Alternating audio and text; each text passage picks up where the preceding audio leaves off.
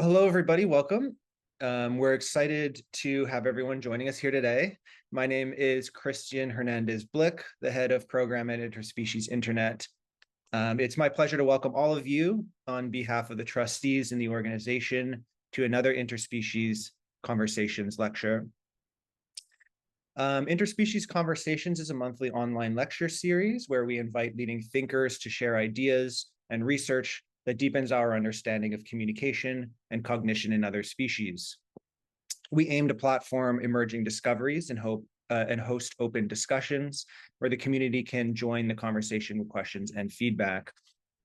And if you're a fan of these talks, we ask you to consider making either a one-time or a recurring donation to Interspecies Internet to support our programming and other projects and activities. You can find a link to our donation page on our website, which is interspecies.io, as well as in the video descriptions on our YouTube channel, and Carol will share a URL with you in the chat as well. So today we're very pleased to welcome the founder and research director of the Wild Dolphin Project, Dr. Denise Herzing. In her talk, Decoding Dolphins in the Wild, How Difficult Can It Be? Dr. Herzing will explore how machine learning has opened new avenues for exploring the acoustic communication system of dolphins with the goal of decoding, particularly with DolphinGemma, a new generative LLM that analyzes patterns in dolphin vocalizations and produces novel interactive sound sequences, and Chat, an interactive underwater computer interface used to explore dolphin mimicry and functional comprehension of simple labels for objects. So Dr. Denise Herzing is the founder and research director of the Wild Dolphin Project. Herzing has completed almost 4 decades of long-term study of the Atlantic spotted dolphins inhabiting Bahamian waters. She received her Bachelor of Science in Marine Zoology, her MA in Behavioral Biology, and her PhD in Behavioral Biology and Environmental Studies. She is an affiliate assistant professor in biological sciences at Florida Atlantic University, Boca Raton. And Dr. Herzing is a 2008 Guggenheim Fellow, a fellow with the Explorers Club, a scientific advisor for the Lifeboat Foundation and the American Cetacean Society, and on the board of Schoolyard Films. In addition to many scientific articles, she is the co-editor of Dolphin Communication and Cognition and author of the books Dolphin Diaries, My 25 Years with Spotted Dolphins in the Bahamas, published in 2011, and the Wild Dolphin Project, published in 2002. She was recently named an innovator in Time Magazine's 100 Most Influential People in AI. So thank you so much for joining us today, Dr. Herzing. Take it away whenever you're ready. All right. Well, hello, everyone. I feel like it's old home week here because I know a lot of you. How are we doing with the screen? Is that okay, Christian? Yes, it looks Looks great. good. Okay. Yeah. So hi, Con. Hi, Irene. Hi, Diana. Hi, Joe. Hi, Sergey. Hi, Steve. Hi, Fred. Thank you all for coming, and thanks for Interspecies Internet. It's fun to I've caught some of the talks over time here, and it's great to have a consensus in a small group that's really interested in this stuff. So what I thought I would do with my talk today is, first of all, tell you a bit about the dolphins themselves, because I work in the wild and the data that we collect is specific to that, of course, in its detail. And then I'm going to talk about how we're analyzing their natural sounds, correlating it with behavior. And then we'll talk about the technology, the two-way systems, and how we're also incorporating DolphinGemma. It's pretty early in that, but I'll try to hit some of that for you. Let me just move my little screen here. Okay. All right. So, okay.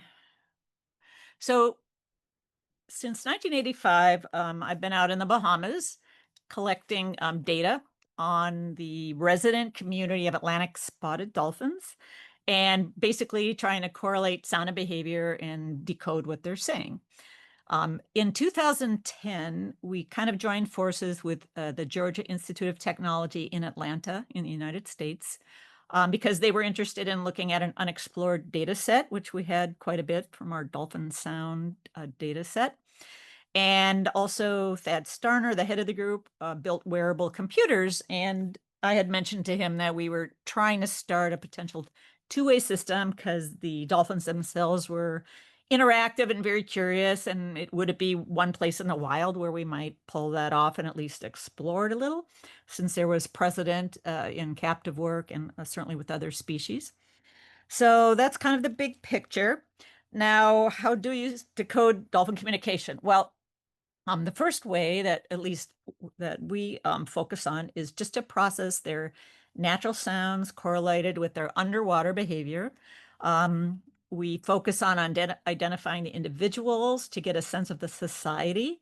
Then we correlate sound and behavior, and it takes lots and lots of data, as you all know. So like we heard in the beginning, we're into our 41st year this year of field work with the same resident community, although there have been some changes, of course, in some of them.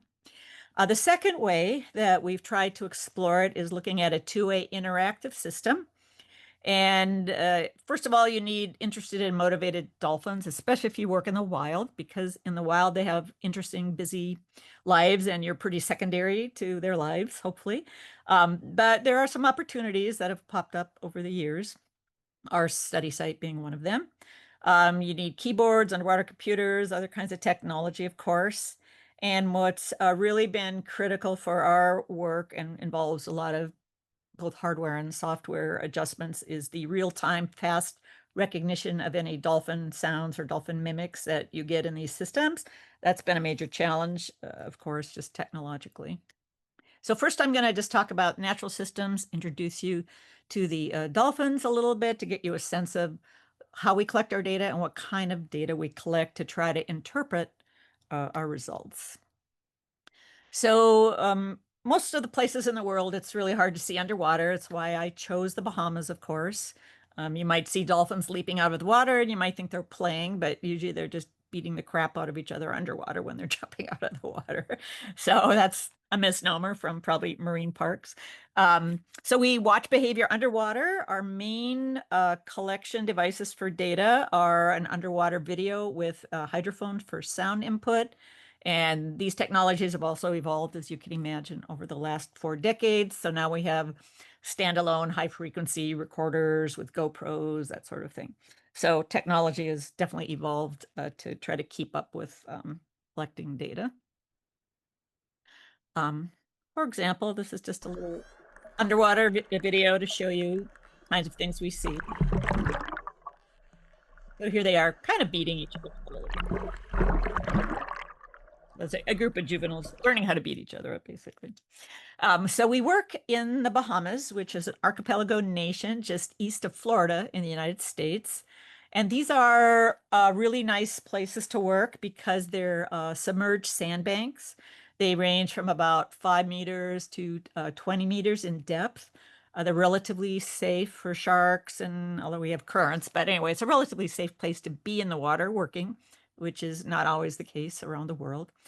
And they have a deep water edge on the west side. And so this is a really cool environment. Dolphins can be resident year round because they have food under the sand on the sandbank. And then at night, they go off into the deep water off the edge, drift along the sandbank and eat squid and flying fish. So they have no reason really to leave other than maybe mating or environmental changes. But anyway, it's a nice place to work. Although Diana knows, she's been out there too, and it's still hard field work because we're pretty remote and there's big waves and big winds and hurricanes and that sort of thing. For our work, we have a 20-meter power catamaran that's basically a live-aboard vessel. So we eat, sleep, travel. We park ourselves where the dolphins are and try to spend time with them. And we spend about 5 months, 4 to 5 months every summer since 1985. So this is technically our research vessel. Now the species are Atlantic spotted dolphins. They're the primary species of our work. And when they're born, they have no spots. So they can be misidentified for bottlenose dolphins sometimes. The adults gradually get spots, and we use typical ID features such as dorsal fins for their nicks and notches. But because they have spots and they get spots over time with age, we can identify very specific constellations of spots on them to ID. And this female you see right here, that's Muggsy. She's 35 years old in this shot. Most of our individuals we've followed from birth. We do have some immigration of juveniles or adults sometimes, and so we can try to age class them based on their degree of spotting relatively. So there's a range of age if we don't know exactly when they were born. But they're a nice species to work with, not only because they're in these beautiful clear waters, but because we can look at their age classes specifically. It gives us a chance to really look at their developmental windows. Now, as many of you know, dolphins are great acousticians. They make sounds and hear sounds well above our hearing range, a human hearing range. And they have pretty good vision, especially species that live in tropical waters. They do not have smell, but they have taste. So that's a chemical sense that seems like they use. And touch is very important. And sound can also be a tactile experience as sound travels and can go through their tissue until it hits air or bone. So all these senses are really important. We try to monitor as much as we can all these modalities for communication, although sound and vision or postural behavior are the main ones.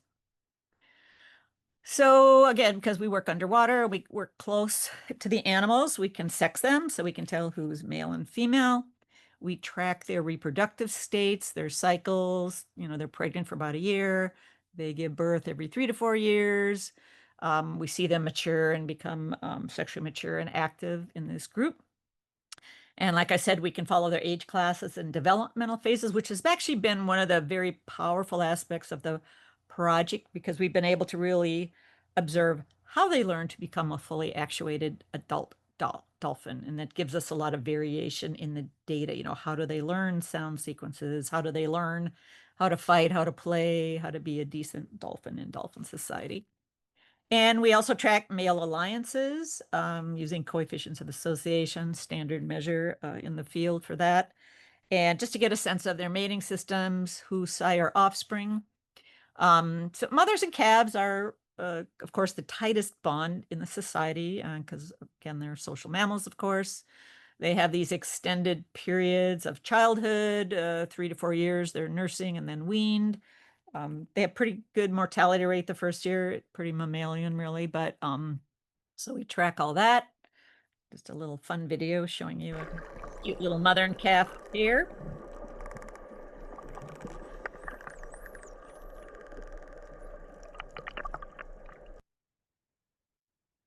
And then this is a group of young juveniles. They have a few spots on their underside, which is the markers of teenage years with the dolphins. And this is just another example of them learning how to fight with each other. It would be play fighting like in many other mammal species.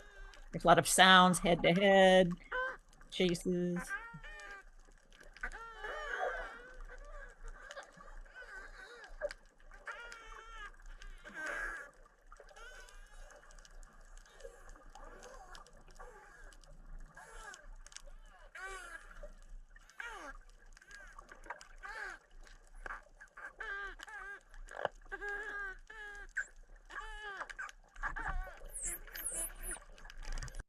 So we're really lucky in the sense that the community of dolphins is about 100 animals. So it's not a huge, huge group. And in this kind of scenario, we know every one of these individuals. We've tracked a lot of them through their lives, or they've grown up even. So it's really a remarkable kind of situation for a very small, focused study, knowing all the individuals in this group. Now, this is just another example of adult male aggression. This In this case, you've got a group of older males, adult males, kind of picking on this one guy who's vertical in the middle of the screen there.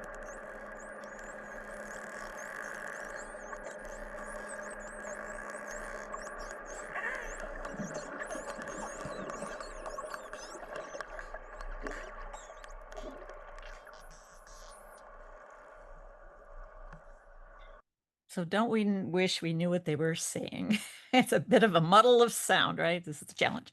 So the way we really just started working with sound and behavior is pretty simple. We run the video, then we run, in this case, a sound program, try to correlate the activity with the behavior, aggressive.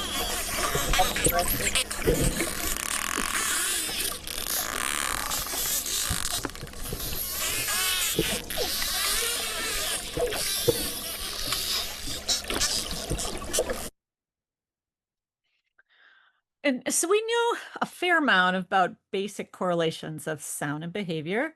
The first thing we know is that dolphins make kind of three basic types of sounds, frequency modulated whistles, and they've been studied, shall we say, I would call ad nauseum, because they're very easy to measure, relatively speaking, and they're very important. They function as individual names in many cases, but they're easy to measure. And so they've been looked at.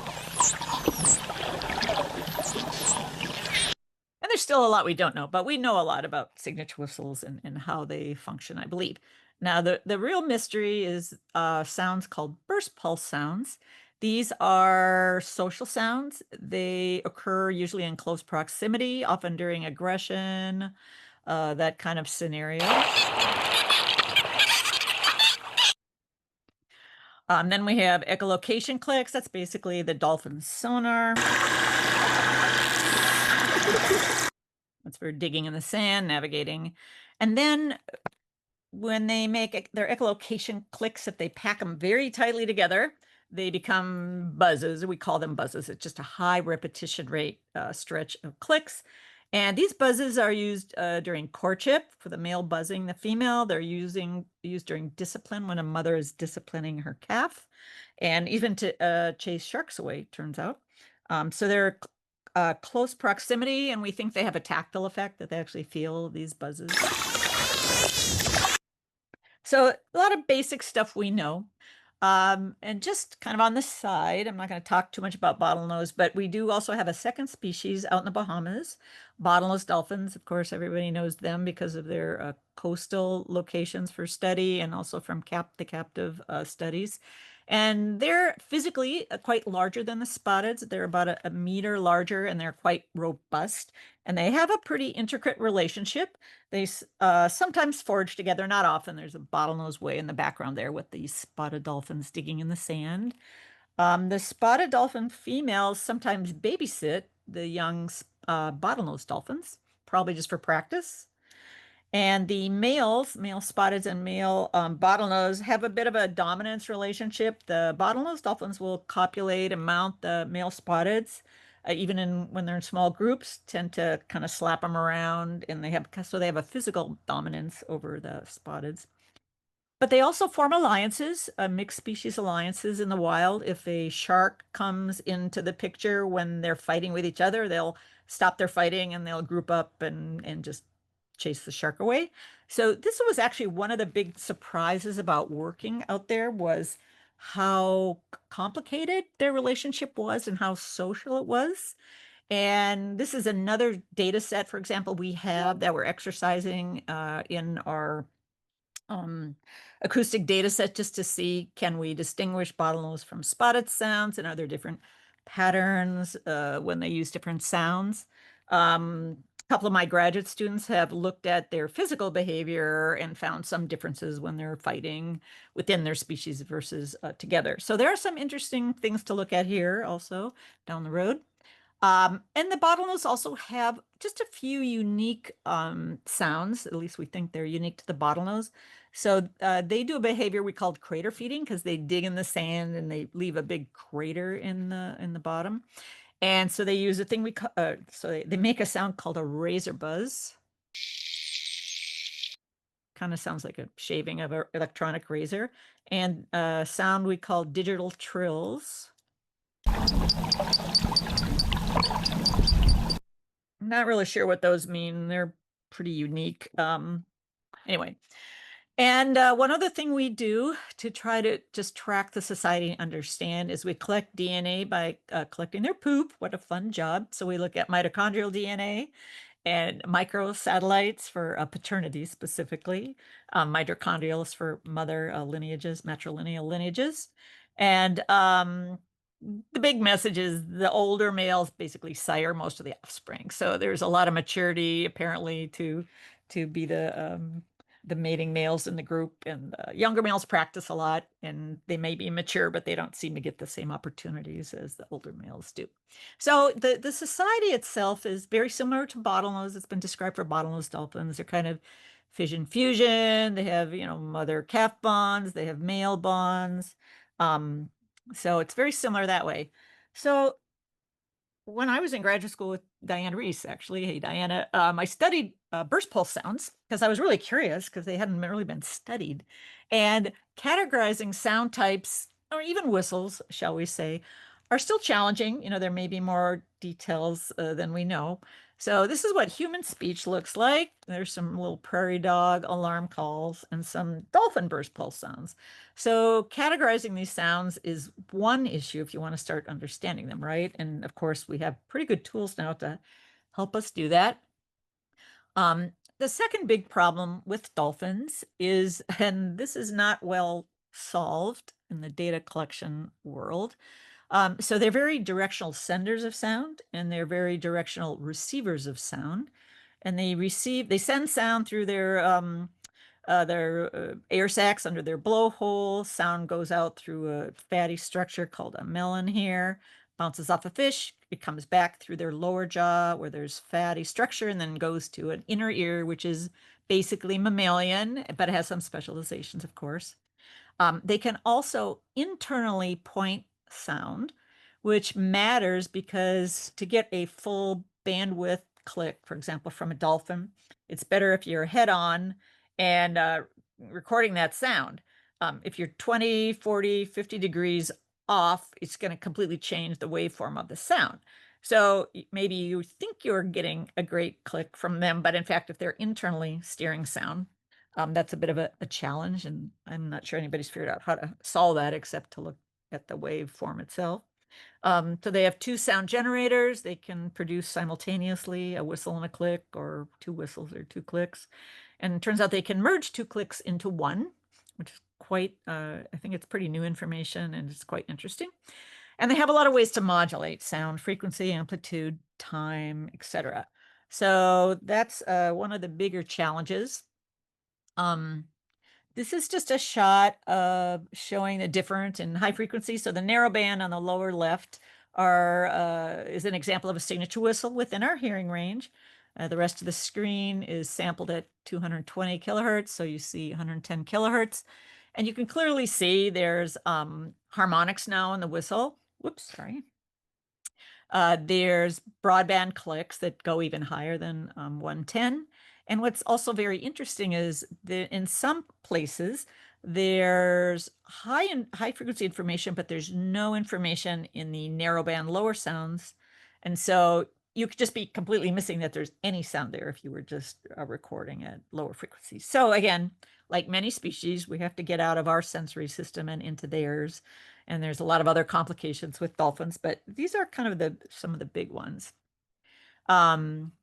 One of the other huge issues, again, unsolved in many cases, is how to know what dolphin is making what sound. So all the sounds I kind of showed you, that's a muddle of sounds from whoever's there. They might have some bubbles coming out of their blowhole occasionally, but it's not 100% that that's the dolphin making the sound. So we've tried a couple different things over the years. In 2002, we worked with Mark Lammers and Whitlow Au from Hawaii, who basically built us a computer underwater, which we attached our video unit to try to record simultaneous video and sound. And the computer recorded high frequency directional sound. We also have tried a localization system. This is from Michiel Schoutens. Early work, same thing, an underwater video with computer. In this case, he has a 4 hydrophone array. So you could start localizing the sound in the vocalizer. And most recently, although we've still had a challenge with it, we've been working with Matthias Hoffmann-Kuhn from Singapore. He built a unit that was basically a localizing unit. And he developed some software that would produce images on the screen for who was vocalizing. So here you see the image of 3 dolphins, and the red squares basically mean they're all echolocating. And you see some waveforms and spectrograms there. So, oops. So that's been interesting. It's been a challenge localizing the whistles because of their extended duration for a second or two. By the time the computer localizes it, the dolphin has moved off this, off the screen or whatever. So that seems to be an ongoing challenge with a couple different groups that are trying to work on this for wild localization. Of course, if you had, for land animals, you can set up microphone arrays to localize. With moving animals in the water, it's a little different. To localize, you can't necessarily set up stationary hydrophones unless the animals are always going to be within a zone. I mean, you can, but for our purposes, we move with the animals, so we try to have a kind of a mobile situation for our data collecting. So you can get all these sounds, right? Sound types, and you can kind of correlate them in general. You get whistles with, social behavior, with, mothers chasing calves. You've got buzzes with courtship. You've got aggression. You've got burst pulses. But what we really want to get to is to look at the potential for language or language-like structures to see if there's anything like that. So because we have the physical images of the dolphins and what they're doing, we kind of run our data like this. So we have our body postures, which are coded using an ethogram, pretty standard. For example, you may have a clip of video and you've coded it with head-to-head and play, head-to-head, courtship, et cetera, et cetera. Then we have the simultaneous vocal tract of what sounds were made. Again, we're not sure from which individual, but sometimes they're really small groups and they're just fighting or whatever. So basic behavioral context. So you might have screams that occur with the head-to-head, which is aggression. You've got whistles during play. You've got buzzes, again, during aggression, squawks, etc. So categorizing the sound types is one huge issue, and this is in an ongoing spectrogram kind of situation. Trying to match the sounds with behavior, look for language-like structures. And really the trick, I think, with any of our studies when we're looking at non-human animals and looking to interpret their behavior is to have the metadata. I'm a big believer in the big view, the kind of the anthropological view of what's the society like, what is the individuals, what's their sex, what's their relationship. History, that's a little harder because we're not with them 24/7. But interpreting their behavior in the end is going to really come down, I think, to having the metadata to make a sense of it. Another problem, again, very typical, of course, we all know probably from studies, are the sounds referential or are they a graded communication system? We suspect signature whistles because they label an individual dolphin, so they refer to that specific dolphin. I think the view with most marine mammal people who study acoustics is that they could be considered a referential signal. Graded signals are more for emotional or motivational information. You can have both, of course, like humans do. I'm talking to you and I might be waving my arms occasionally if I get excited. So it's possible things like burst pulse sounds and buzzes are more of a graded system. But again, big questions about, if they have something like words, that opens up a whole category of information versus emotional or motivational.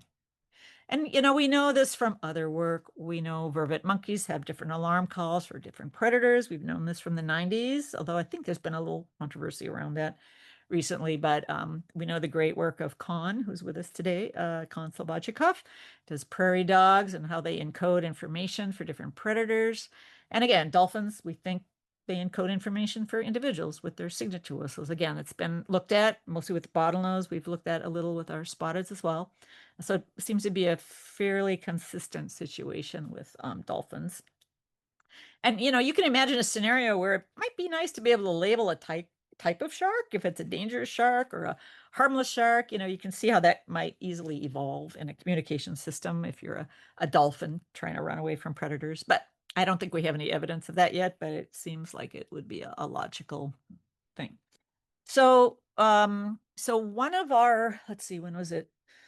I guess about 6 years ago. So we got a nice grant from the Templeton World Charity Foundation, who is looking at diverse intelligence. Some of you all have gotten grants, I believe, from them as well. And the way we approached it was we wanted to really try to develop some models and a user interface to mine our data, label it appropriately so we could ask some of these questions. So I worked very heavily with Daniel Kohlsdorf, who was at the time at Georgia Tech, and we ran some preliminary data.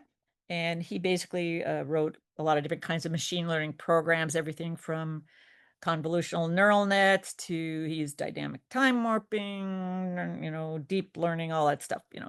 Anyway, pretty complicated process, but he basically pulled out features of the sounds, and then we looked for clusters of sound types. We could label them on our spectrogram, and then the spectrogram was color coded and then eventually had labels. So we could start looking at the labels. Could we label whistle type A, whistle type B, and see if it was followed by a burst pulse, whatever. So the clustering was an interesting process. We used both unsupervised learning, where you're just throwing the data in and letting computer kind of pop out what it thinks matches. Then I would go through it and supervise some of the clusters, like this cluster looks good, this cluster needs to be divided because it really seems like it's two kind of sounds. So we had to tweak a lot of the clustering. So it's not like a lot of people think you just throw sound in these machine learning programs and it magically kicks out stuff. But it's supervised learning is, I think, pretty important, even though you're trying to get away from human bias. But at the same time, we are experts in these fields, and we're really good at visual pattern recognition, right? That's the thing we do. Anyway, and so with just 1 year of data, Daniel was able to predict different behavioral states by spectrograms. So he could predict play by a series of sounds from the spectrogram, or he could predict aggression, same thing, from the spectrogram itself. So that was actually pretty interesting. And then we started going, okay, well, it's great we have these sound types, but do we really know what the smallest unit of information is? This, of course, I'm sure is very debatable, but it's the idea where, like, say you have a signature whistle of a dolphin. Is the unit of information the whole whistle, or is it made up of parts that can be recombined, right? Which is the power of phonemes, at least in human language, right? So that was a big question. So what we did with our user interface, so we created a user interface so we could mine the data. And basically what it did is it went through a spectrogram. It basically, we had 8 types of up whistle units, we had 8 types of down whistle units, and 8 types of burst pulse units that we labeled on the spectrogram. And that was I would say probably a kind of a relative arbitrary choice of numbers of units. With these things, you can divide them up probably as much as you like, but this is where it kind of fell out. So for example, this is one spectrogram, and in this program, I'd show you this is this represents May 31st, 2010, encounter number 1 with the dolphins. This is the camera. This is where to find the video of this wave file that's now labeled completely through. And now the computer has labeled, these are kind of 2 different whistles, and they're coding symbolically is basically a down whistle type A, up whistle type H, et cetera, different coding here. And basically the user interface allows us to mine our data in a few different ways. I can take an audio file, say from some new video, and say I have a signature whistle in it, or a very clear whistle. I can throw that in the program and I can say, find this match. So that's matching an exact audio file. Or I can just query the Uhura program and say, show me a dense region of vocalizations. Like this could be considered a dense region of vocalizations. And I might go through it and I might find some whistles like this and pick them out and save their symbolic labels. And then I can take this second whistle, U, D, U, A, U, H, and I can grab that coding, and then I can query the database and say, okay, find me other places in my data set where this stream of coding is. So it was an interesting exercise in exploring the data. And then you can go back to all the video and look at it, what's going on when you find this whistle, that sort of thing. So that was really the power of that system that we did. And then we really wanted to say, okay, say we found all these, we wanted to look at the combinatorial aspects of these sound segments. For example, on the upper left, we had over 500 examples of these two down whistles that one followed each other, et cetera, et cetera, et cetera. So they were together sometimes. They weren't considered separate information or separate units. And lesser, we had a lot of less than 100 transitions of many, many kind of bigrams or combinations. This is probably a better graphical display of those data. So for example, the dark areas are like, say, here's a 583 times. The down whistle A was followed by the down whistle G, et cetera, et cetera. So there were combinations of units of sounds that were together very often. There were some that were never together, and there were some that were together at different frequencies. So looking at the abilities for units to recombine, I think, is a really good place to explore as far as just seeing how many units of information. I wouldn't call it an alphabet, but how many units of information maybe they always combine. And so then maybe you would consider that one unit instead of two if they always combine, for example. So there's a lot of way to mine your data. We were going to look at trigrams, but that was a very big undertaking, so we never got to that. But just to see if there are three different smallest units that recombined or not. Then probably one of the most interesting findings, and again, I think a productive path to look forward, was to say, okay, if you have a language or you have parts of a language or some kind of structure to your communication, it's going to show up, right? If you can code your information. And again, just using 1 year of data, Daniel found some rules that were in sound sequences already. So the idea, this rule, I think this is just a hypothetical rule in the big print on the first half here, but it would mean that a rule meant you always had sound A followed by either B or C, followed by A, followed by anything from sound A to sound Z, followed by A, anything, and then C. Right, so it would be a rule. And then you could query the data to find other places in the data where that rule occurred. These are actually 2 rules he did find, B followed by G, followed by B, followed by B or G, et cetera, et cetera, et cetera. So I thought that was pretty interesting. And so the idea is that a sound sequence may not align exactly. You know, like I may say, hi, welcome to the meeting, everyone. I may say that one way, and then I may say, hi, everybody, we're all here at the meeting, right? So there's parts of that that would align differently, but the whole point is it aligns different points and allows for some deletions and additions, right? So we're just starting to re-explore this with more data to see if we can really explore the rules of some of these signals, because we think that's a pretty important finding. So, you know, the old methods of looking or categorizing sounds, looking them at visually, like the signature whistles, which are pretty obvious, or just basic neural net discrimination with the computer. Entropy has been ways to explore things, but we've really tried to take a machine learning approach, at least right now. So recently, within the last year, we formed a partnership with Google, continuing with Georgia Tech and then Wild Dolphin Project. And Google really wanted to try to train a large language model using our acoustic data. So that's what they did. They called it DolphinGemma. So there's Gemini, which is desktop. Gemma, right, is for, I believe, the phone specifically. So they trained DolphinGemma using our acoustic data, and the hope would be that other researchers could use the benefits of the model from the trained data and input their own data, right? So this is supposed to be an open source program. It is not out yet. They were trying to get it out by June, but now they're redoing it with a new architecture. And they're working on a user interface, which I've been working just a little bit with them to do, which is pretty exciting. But, the user has to be able to use it too. Like, I am not a coder. I am on the user end completely.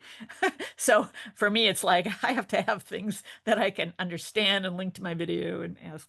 Anyway, so DolphinGemma is a generative AI program. And what that means, if you're not familiar with it, is that you give it a prompt, like a type of sound you've already recorded, and then it predicts what comes next based on the model that it's produced after digesting all this acoustic data. So it can look for regular repeated patterns. So if I put in, again, an audio file of a pattern I found, I want to see what DolphinGemma is going to give me. And the idea is that if it can predict these patterns like, hey, this is a really regular pattern.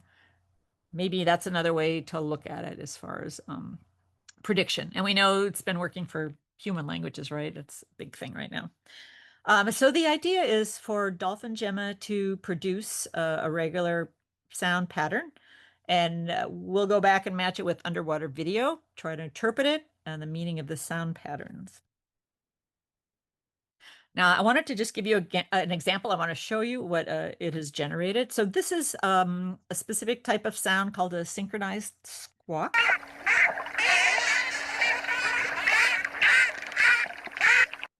And it's very obviously, you can hear it, it's very discreet and very obvious. So this is an example of inputting. It's a different synchronized squawk. It's with, I think, some juvenile spotteds chasing a bottlenose. So the upper sound are juveniles squawking. I know they sound funny. They sound like little ducks when they're little, when they're young. I haven't figured it out yet. Anyway, so this is a sound. So this is the prompt for DolphinGemma. So we inputted this.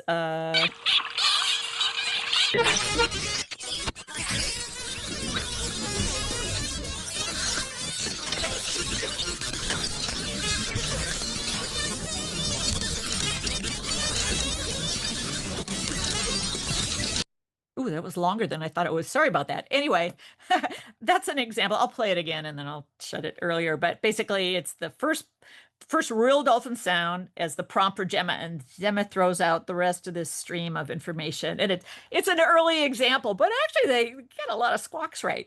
So let me play really quickly again, and I'll just do it for a short time. So first part is the real dolphin. Second part is DolphinGemma's prediction. Whoops, that didn't work at all. Whoops, sorry. Let's try that again. Come on. Okay.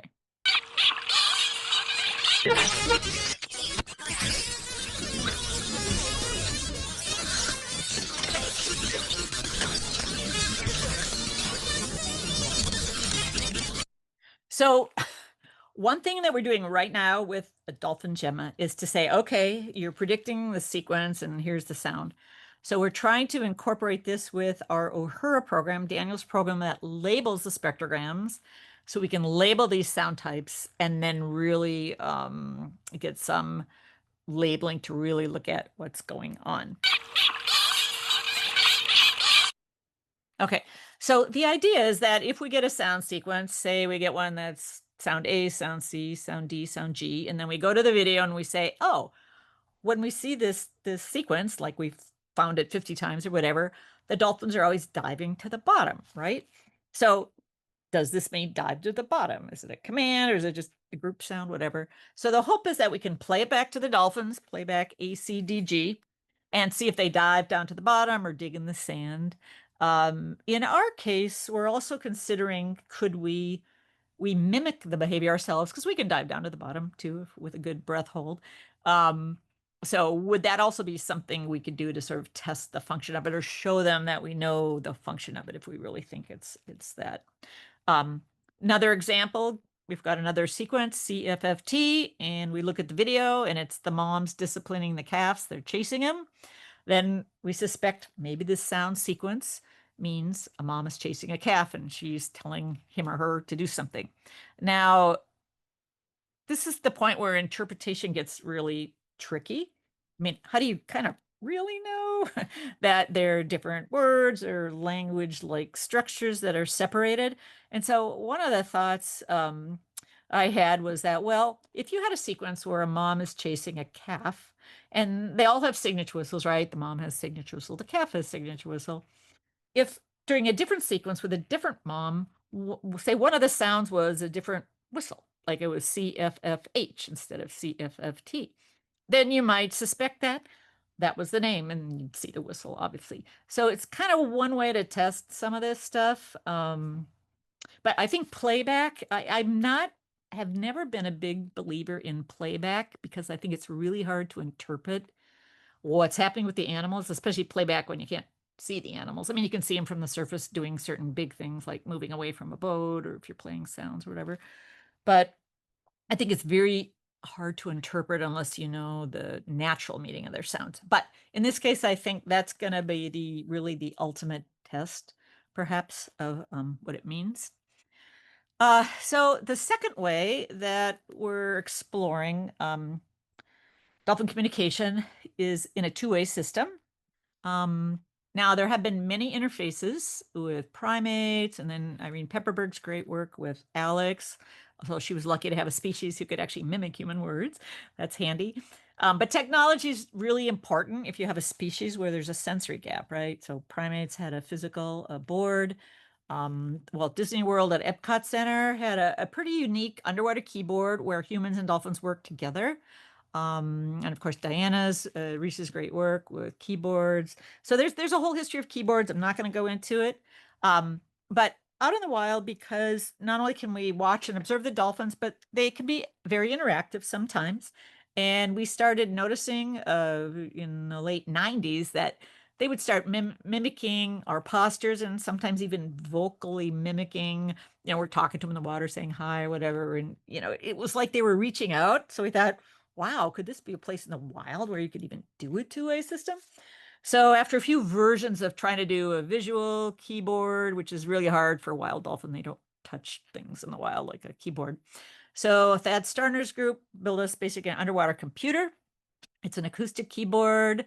The diver wears it, operates a keypad that has these preloaded synthetic whistles that are outside of the dolphin's repertoire, which it labels objects, different sounds. There's a bone conducting headset to hear what the computer's doing. And if we're lucky, there's real-time recognition of any dolphin mimics that match our synthetic whistles. And we use the model rivalry technique to model the system for the dolphins. This has been, at least my belief, very successful with other species to not just try to assume they're going to understand what you're asking them, but to show them how the system works so they can be motivated to try to utilize the system to get what they want, in this case, objects or attention. Um, and the current use of one of the current uses of DolphinGemma in the two-way work, the last couple summers has been to generate, using this generative AI model, what potential mimics might look like from the dolphins. So in our early years with this two-way system, the graduate students and students at Georgia Tech had to create all these potential mimics. So say there was one whistle that represented sargassum. And they had to go through and say, okay, here's what this whistle might look like stretched out in time or up an octave. These are the potential ways they might try to match them. So very time consuming, very, who knows, right, what they're going to do. But with DolphinGemma, it can generate what it thinks it might come after. So that's actually been a pretty good use of it. So we have this system on board usually for the summer. We practice a lot without the dolphins. We want to be well aware of using it efficiently. We have to know where the keypad is and what sounds are generated. We practice with each other. We use this system if we want to ask for toys. So we basically have a scarf, which is a toy we bring in. Then we have seagrass, sargassum, and those are kind of our three main signals right now. And we practice. We ask each other for, give me a piece of sargassum, or we try to fool each other. We play the wrong sound and see if the computer says what we really asked for. So because we want to do it right when the dolphins are around. And then when we work with the dolphins, we have a do not disturb protocol, which means we get in, we might have the equipment on, but if they're behaving, if they're mating or feeding or fighting, we don't use the system. We wait till there's what we call a window of opportunity, where they've started playing with each other or with us. There's nothing else going on. And that's the window where we seem to be able to engage them, at least certain individuals. And there's always a small subset of individuals who are the best candidates. They're usually young female juveniles for some reason. And so we try to maximize our time. Like if we know where we usually see them location wise, we might anchor there for the whole trip and see if they come by the boat and say hi. And so it's hard in the wild though. You know, the challenge we've had with this technique is just getting enough time with the same individuals to see if we could really expose them to the system and see if they functionally understand labeling these objects. Now, the idea basically is diver A, diver B wear this equipment, and diver A makes a scarf whistle. So the dolphin hears it as a whistle, a real whistle. The other diver hears it as a word through his or her bone conducting headset.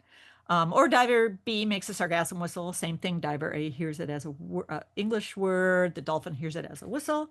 And the hope is that if the dolphin mimics the whistle, diver A and diver B hear the word that the dolphin mimicked, and actually to make sure that we know it was the dolphin making the sound instead of the other diver. If the dolphin makes it, it comes back in a female voice. If another diver makes it, it comes back in a male voice. So there's some discrimination there. So we make sure we know who it's coming from. And then they play together and swim off into the sunset and have a good time.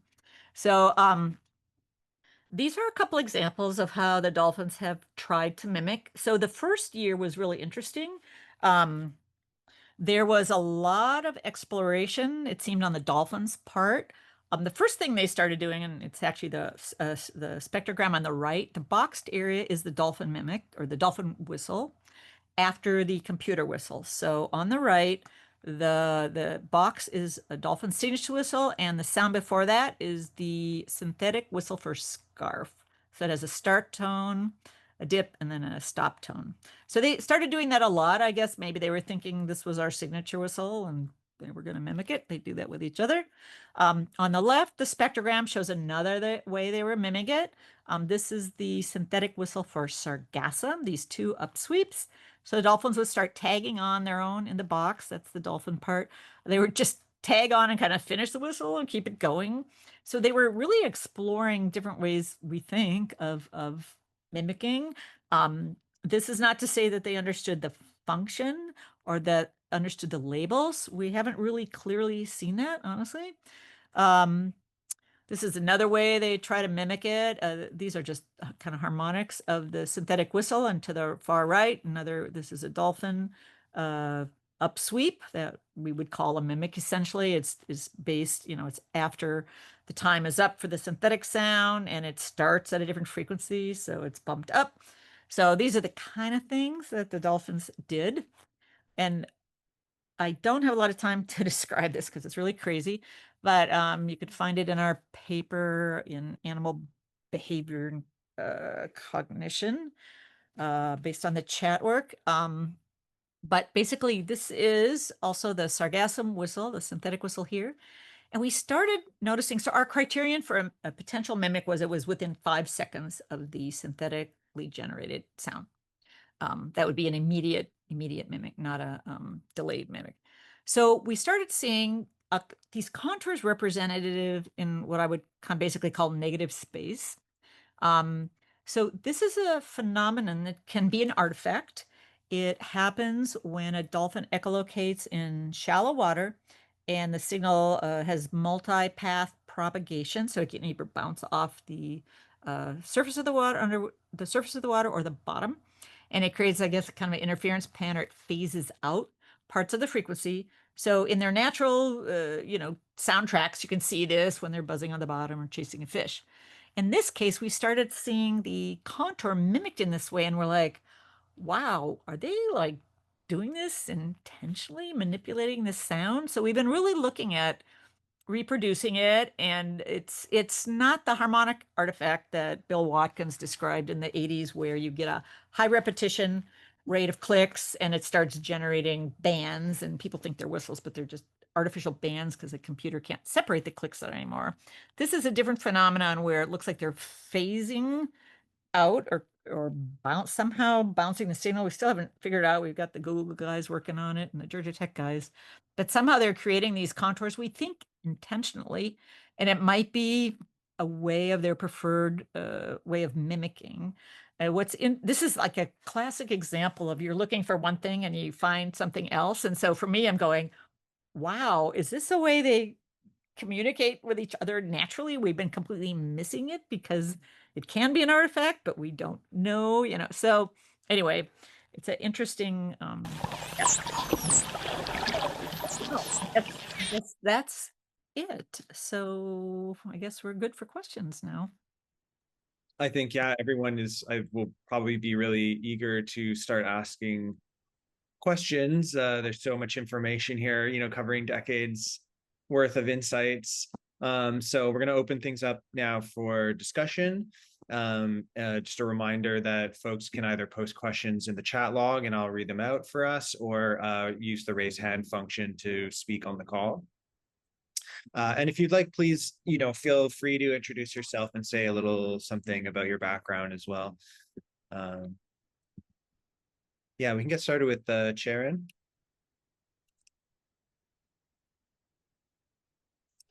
Hello, Hi. Hello. my name is Ceren. I'm a psychology undergraduate in Middle East Technical University, and I'm a big follower of your work. So it was such an honor to be able to listen to your lecture. So thank you very much for this insightful lecture. I wanted to ask about cultural transmission of acoustics in dolphins, because about dialects, we have once discussed about dialects in dolphins with Dr. Bruno Diaz-Lopez, and he mostly said that the dialects in dolphins are mostly about ecological factors. So I wanted to ask if there's a cultural transmission, and if there is, what it points at for the communication of dolphins. Well, I guess the question is I think the answer is we don't know, basically. Mm. Yeah, there's a lot of reasons to have a dialect, right? There's levels of identification, like you can be identified as an individual, you can be identified maybe as an alliance, we suspect with male alliances. You can be identified with a community, right? And we know they have groups of dolphins that live next to each other, like off Texas and various places, even Florida, have different dialects, right? Because it's an identity.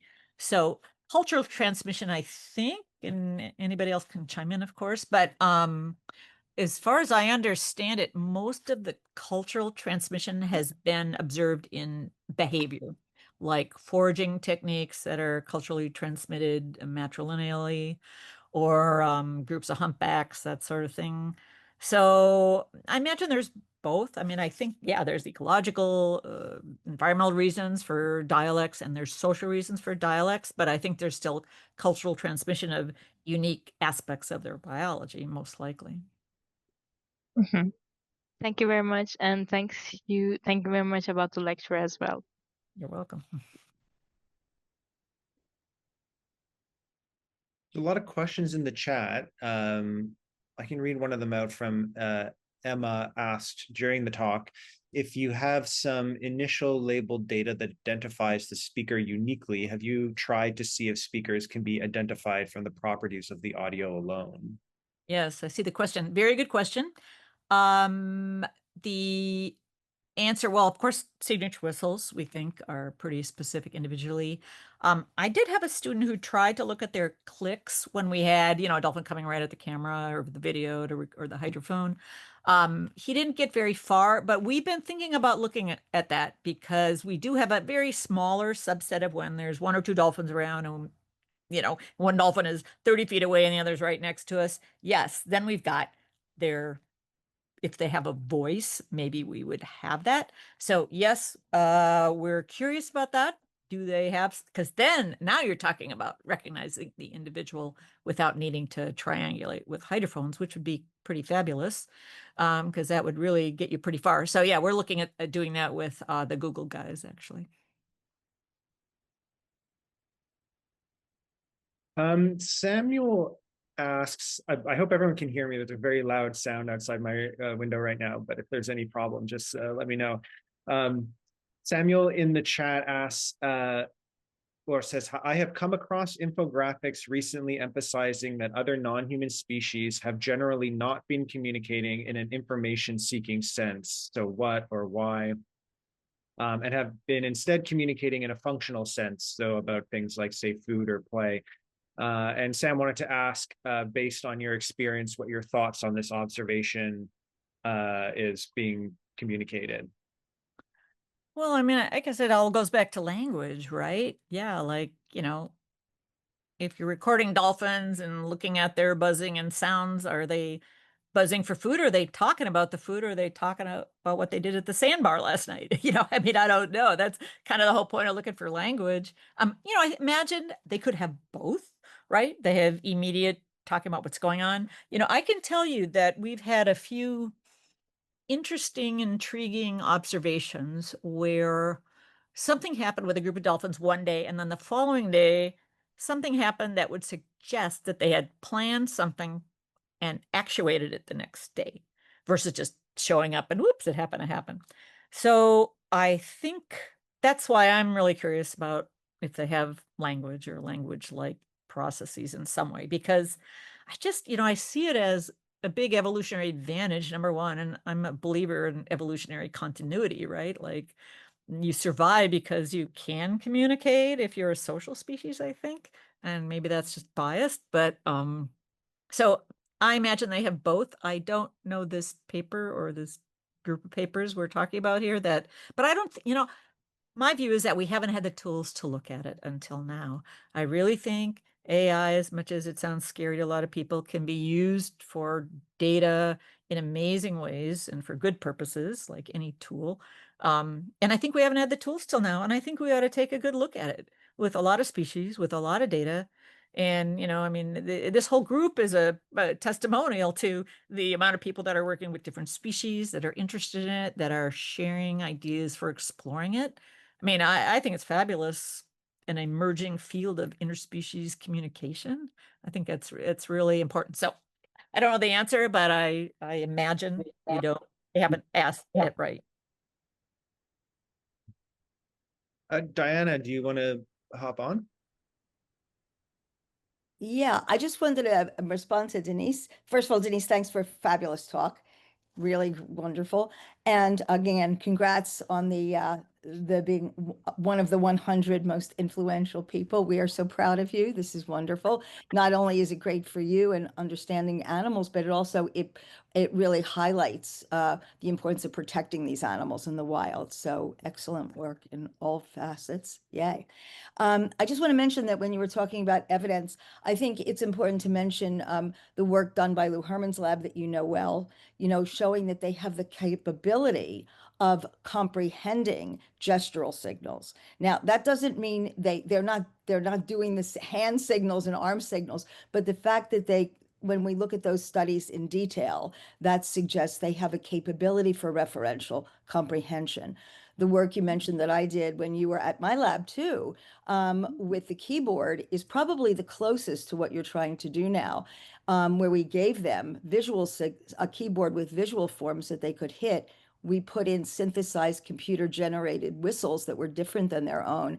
And without explicit training, and I think this was the key, they were fed independently. They had they had the ability to work with the keyboard for 30 minutes.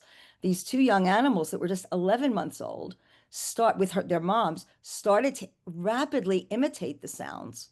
After just hearing them 19 times, one was after 9 times, and using them we never called it language, but we said it was in language-like ways. They associated these sounds spontaneously with the objects and even started using them with us. And when I've given talks at neuroscience meetings, people say, you don't use language, you're not using the term language, but it looks like what we see in early stages with kids. So I think this is a very promising approach that you're doing. I suspect that a lot of it is, as you said, is due to the fact that they have other things out there in the wild, and to find those windows of opportunity are going to be so important, in when we work in aquariums, again, there's so much less stimulate, there's so much less going on for them, that this was sort of perhaps a very focused kind of enrichment. But I'm very hopeful that you'll get some really interesting stuff soon. Yeah. I just wanted to Well, mention. I completely agree. I think it's clear they have the capacity, and we know experimentally through your work and Lou Herman's work, they have the capacity. The question is, do they use it in their own communication system, right? And that's, I think, where the tools come in for that. So great. Yeah, I Thanks. think. Yeah, maybe continuing on this sort of topic of the artificial versus natural environments. I was kind of wondering, I think you're in your work and also in this talk to some extent, you've kind of noted the limitations of studying animals in unnatural or captive environments. So as far as I understand, these artificial contexts can generate false information about a process which takes a different form in the wild. And conversely, there are these other challenges involved in natural environments, like complex and variable ecological and social contexts, but also you mentioned, I think, localizing vocalizations, or the difficulties of getting continuous exposure to individual free-range dolphins and really comprehensive life history data. So I was wondering if you can kind of sort of briefly, if possible, speak to these or other challenges involved in doing research on dolphin cognition and communication in wild environments as opposed to captive ones, or maybe challenges of both. Yeah, sure. I mean, people have written about this as well. There's things you can do in both scenarios and things you can't do in both scenarios, right? So, like with our wild work, we caught a lot of challenge for publishing our two-way work because we couldn't experimentally control things. And it's like, yeah, they're wild animals. It's an opportunity. So how do you address that, right?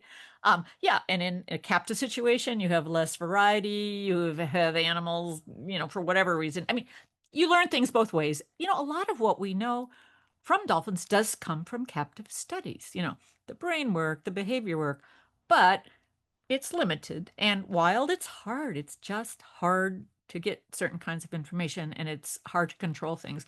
I mean, honestly, I really think if we can really pull off some of these sanctuaries for dolphins, belugas, orcas, whoever, and if the sanctuary is true to its nature and prioritizes the animals, that you might have animals, especially dolphins, who there might be a few Einsteins among them who liked working with humans in their captive thing, and they need mental stimulation. You might have an opportunity to do some of this more advanced work in a controlled wild situation, you might call it, as long as the animals want to do it. I mean, and that's the tricky point, right? How do you preserve the ethics? And how do you know enough about you can know about their personalities. You have trainers that may come with them that know their history and know their animals. So, I wish the industry would get on board a little more and realize that they could be part of the solution instead of being a problem and trying to obstruct the development of these sanctuaries. Because I think, number one, things are changing in the world. Animals are going to need rehoming. And people are trying to build sanctuaries, and it costs money and time and commitment, but it's a natural evolution. Every other animal just about has a sanctuary, giraffes, rhinos, you name it, right? So, and I think even though it might not be, the research might not be a huge priority other than for medical reasons and maintaining the animal's health, I think you might have some scenarios where you could find that middle ground where the animals have some natural stimulation and they want more to interact with people. I don't know, but yeah, they both have pros and cons for sure.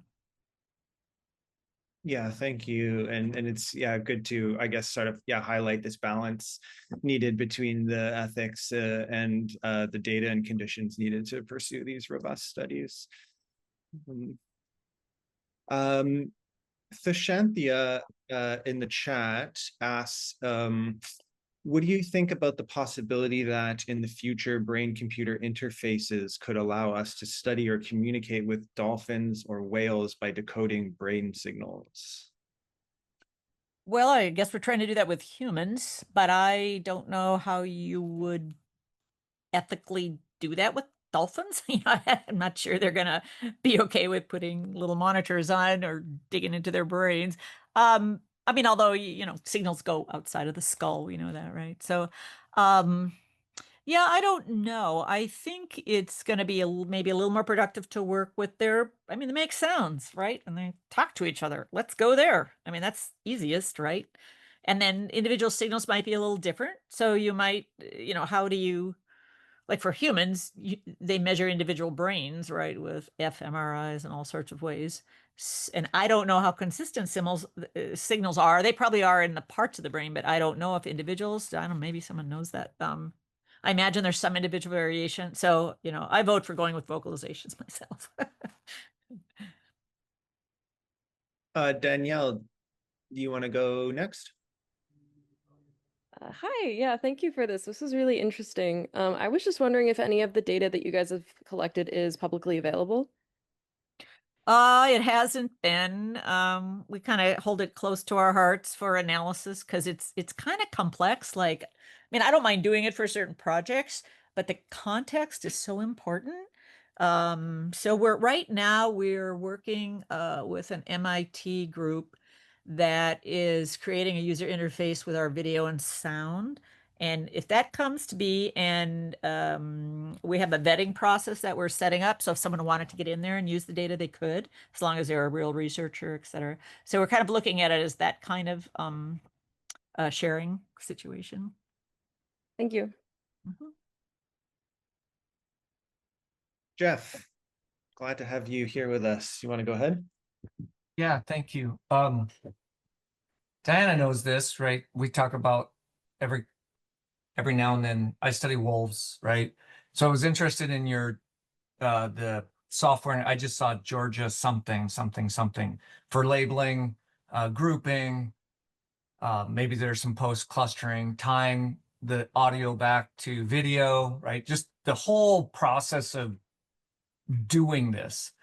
Are you, when you're working with MIT and others, in the bird world, this is going on. There's different competitive products for labeling and trying to replicate what you've been working on so long. I'm less interested in your data, well, because I don't study those, but more interested in standardizing, not standardizing, there can be competition and all that sort of stuff, but democratize a little bit just the software needed to do this. So what are your thoughts on the future of that? And some of that stuff that's coming out, because this is a perfect group. It has the word internet in its name, to help make that happen for terrestrial and marine and not just birds. Yeah. So again, I'm on the user end, but as far as I know, the coding is open source. And the whole point of DolphinGemma is to make it open source. So you could probably, well, I don't know if it would work for wolf data vocalizations or whatever. But yeah, I mean, it's it's custom programs, and it's, trained on dolphin sounds, both our Uhura stuff and DolphinGemma. So we think it'll work for small dolphin species. But the Gemma model, I believe their architecture is such that you put in your own data and it trains it on your data, and then it would use the same infrastructure. So as soon as that's available, I would highly suggest checking it out. But I'm pretty sure I think Daniel Kohlsdorf stuff is open source somewhere in that magic world. I could find out if you need to know. But it's all based on CNNs, DTWs, deep learning now. It's all, generative AI. I think is pretty new, but our stuff's fairly custom according to the needs of us, partly because we're kind of unique because we have video to go back to. Like if you're just looking at acoustics, I mean, a lot of people use different acoustics, PAM software and Vincent Yannick's group with Julie Oswald. They have some great programs, Roca. And so there's a lot of things out there, but I just, how it is. It's really hard to standardize things. We all have our ways of coding data. And I mean, even in the dolphin world, it's like, you call it a pec grab or whatever. So ethograms have been notoriously difficult to standardize, as well as sound labels versus the actual spectral information, right? So yeah, I don't know. That's a really good question. Maybe that's something this group can take on, in a real workshop or something. But I do think, and I will double check, I'm pretty sure the DolphinGemma DeepMind group is really looking at it being an architecture for other acoustics, no matter what, and probably other data, maybe, it is just data, right? You just code it. So it might take on visual data. But yeah, I know it's a challenge for sure. Yeah, I mean, there's so much more coordination in the medical world and places where people coordinate visual ways of, visualizing data. So good question. I mean, really good question. Thank you. Diana, do you want to speak directly to that, or can Yeah, we? I just wanted to respond to that. Yeah, Jeff, thank you for bringing that up. Denise, we'll definitely contact you and follow up with this question, because one of our goals is to pull together resources and have a toolkit available. So we've already started. We had a meeting a couple of weeks ago about other kinds of terrestrial work. Jeff, you were involved in that one. So we'll definitely do a follow-up with you anyway. You should be part of our working group Yeah, anyway. sure. And I Okay, hope definitely. DolphinGemma can do something for you guys too. Yeah, Sure. absolutely. Thank you. Wonderful. Chitesh, sorry, I missed your question in the chat. I can see it now, but go ahead. Yeah, I actually wanted to ask a different question now. Yeah, so I come primarily from like a machine learning, deep learning kind of background. So one thing I'm very curious about is like over these years, like what is the kind of volume of data that we've collected? Because I think that really determines like the types of approaches that we can take. Yeah, sure. I think our tally right now with our underwater video is about 20 terabytes. The per year, it varies per year. And then we either extract our audio from the video, although that's human range, or we have our high frequency unit. So it is a small amount of data, as you know, for machine learning. The guys always tell me that we need more data. We need more data. And when we have our chat boxes on in the two-way system, it's also recording high frequency data. So we might have someone just swimming with the box to record data just to get more data in high frequency, and then we have our regular units collecting data. So yeah, it is certainly small by standards. But again, I do know that and I hope I don't misspeak it, but the architecture of DolphinGemma, or Gemma in general, I think it was looking at something like 4 million parameters. I'm like, what are 4 million parameters? Like for sound, like how many parameters can you get out of sound? But that's what they do. And that's a small amount, right? You probably know that, right? It's even more for other large language models. So yeah, and I have mentioned that in my work with them, is that like we have a lot of data. Not every researcher has 40 years of data, and yeah, it's the amount per se too, but it's like people are going to have small data sets when you work with animals. They are. And so how do you make it more efficient for a small data set? And I think there are some programs out now that do that, right? Like you put a small amount in, it will cluster more efficiently and give you some options. But yeah, for large language models, of course, it's a small amount of data. Yeah. Do you have a sense of like the length and time that you've recorded over these years?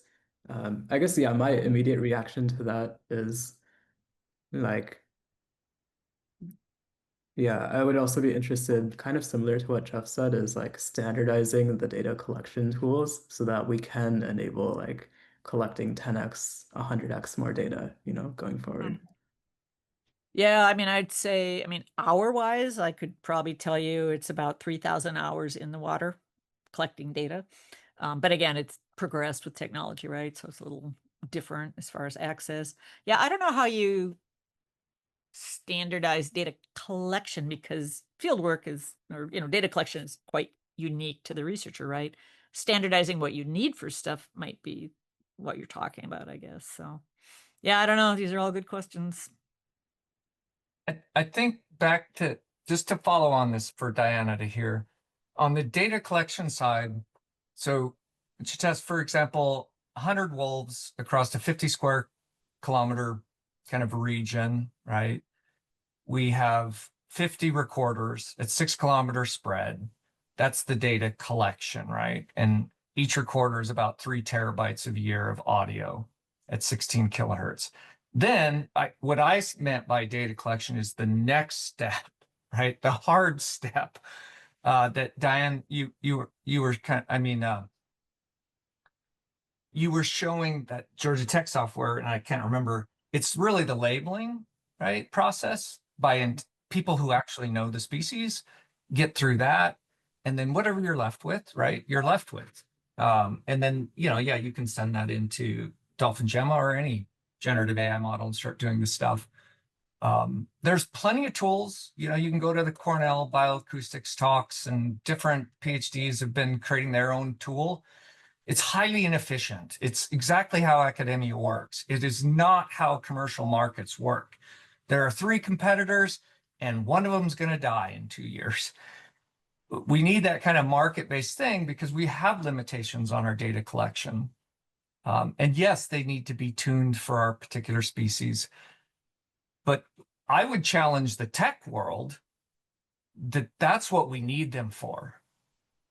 More than anything, because not all of us can be celebrities on our species and get the attention of Google DeepMind to do that stuff.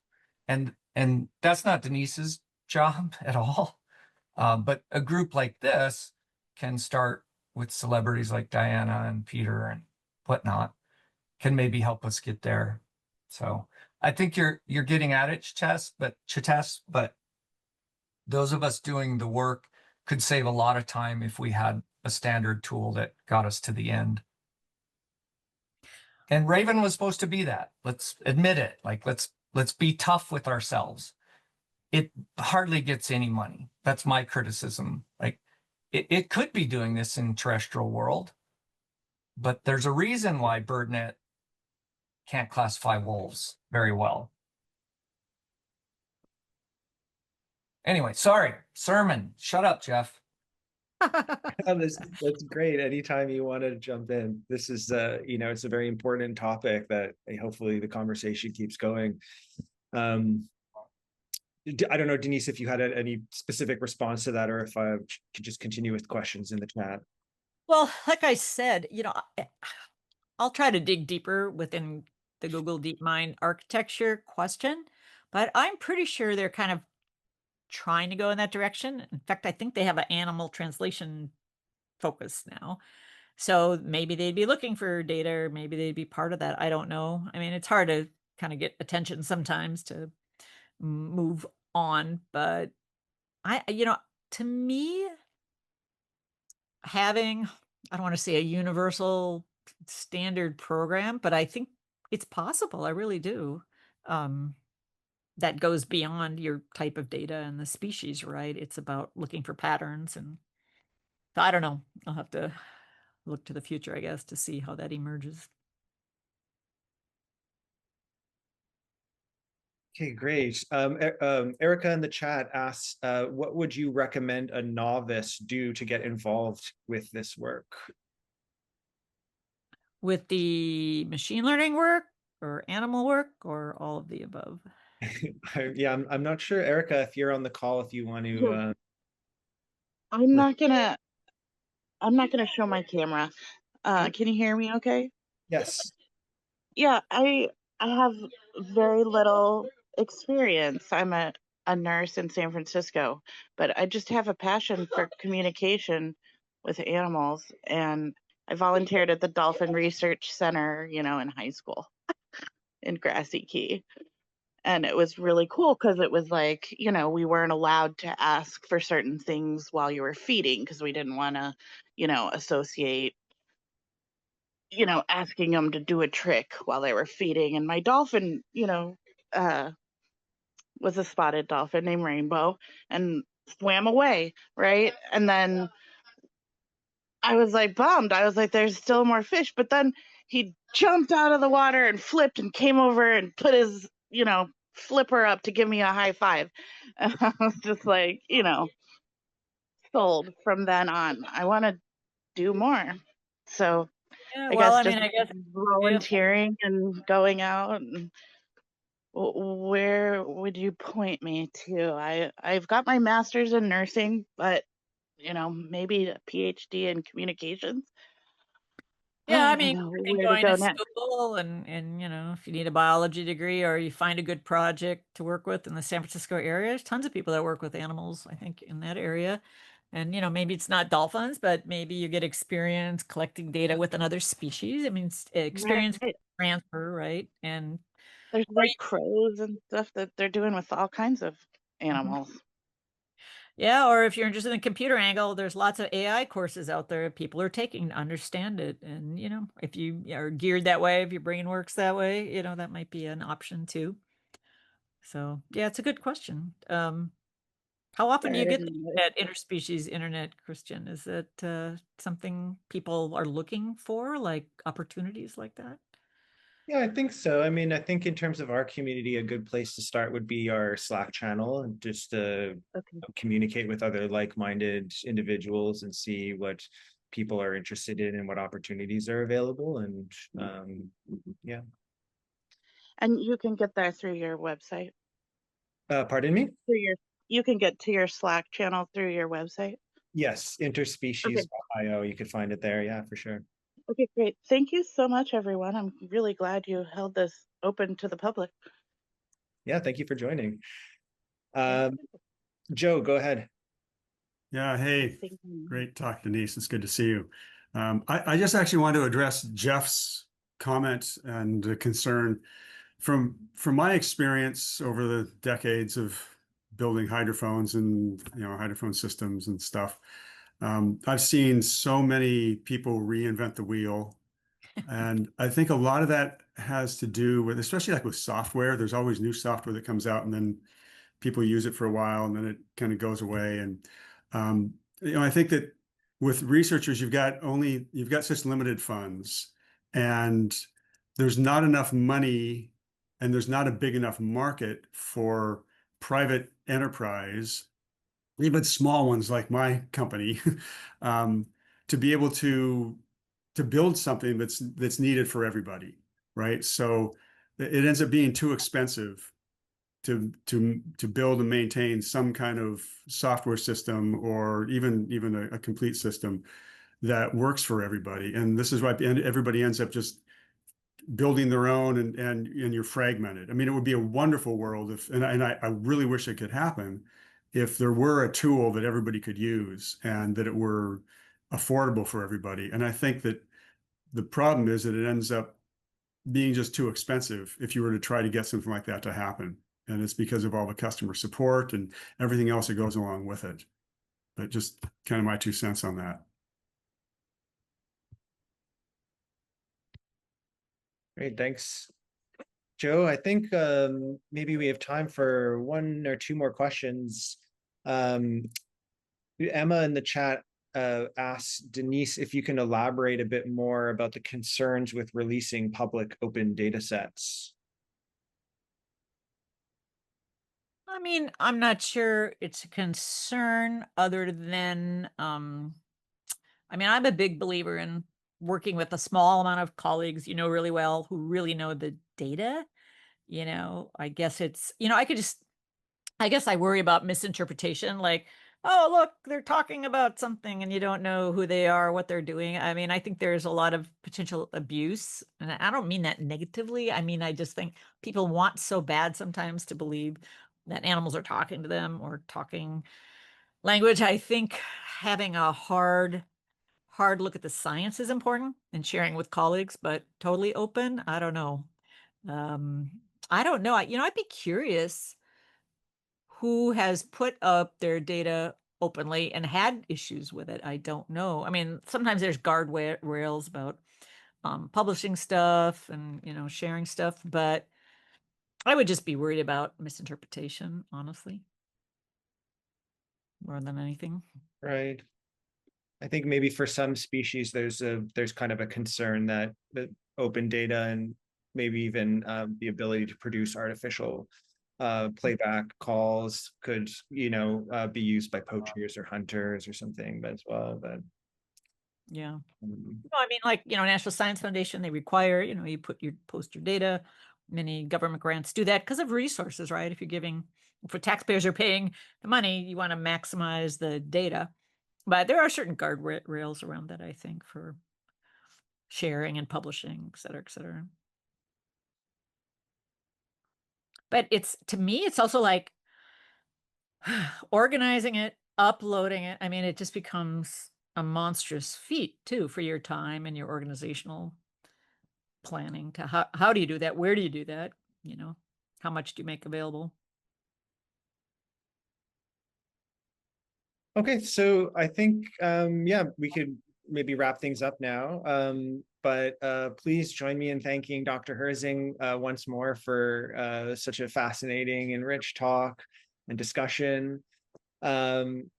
If you'd like to learn more about Denise's work, please check out the links in the chat that I will share with everyone right now. Here we go to the Wild Dolphin Project and DolphinGemma. And thank you as well to the Interspecies Internet community for your continued interest in our lecture series. If you want to learn more about our organization, stay up to date with our event schedule, projects, and other activities, assist our programming with donations, or connect with a community of like-minded researchers and enthusiasts, please visit us on social media, YouTube and Slack, subscribe to our newsletter. I think Caro just posted all of these links in the chat for you. Yeah, connect with us there. And yeah, once again, on behalf of Interspecies Internet, the trustees in our community, thank you, Dr. Herzing, for making the time to be with us and to share your incredible and inspiring work. We hope to see everyone again next month for another Interspecies Conversations event, and have a wonderful weekend. Thank you all.